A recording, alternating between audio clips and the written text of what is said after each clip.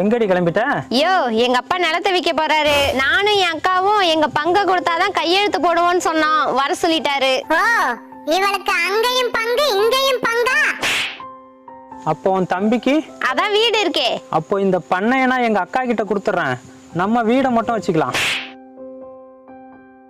இப்ப வாயை திறக்க மாட்டான். அவர் என்ன கஷ்டத்துல இருக்காரோ நிலத்தை வைக்கிறாரு. நமக்கு தான் சொந்த வீடு சொந்த பண்ண நல்ல புருஷன் இருக்கான். அப்புறம் ஏன் பங்கு கேட்குற? நீ போய் சந்தோஷமா கையெழுத்து போட்டு கொடுத்துருவா போ. அப்ப எங்க அக்கா?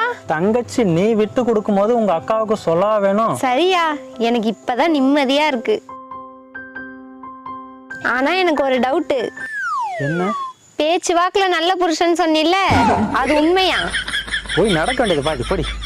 எவ்வளவு சென்டிமெண்டா பேசினாலும் ஓம் பொண்டாட்டி உஷாரா தாண்டா இருக்கா.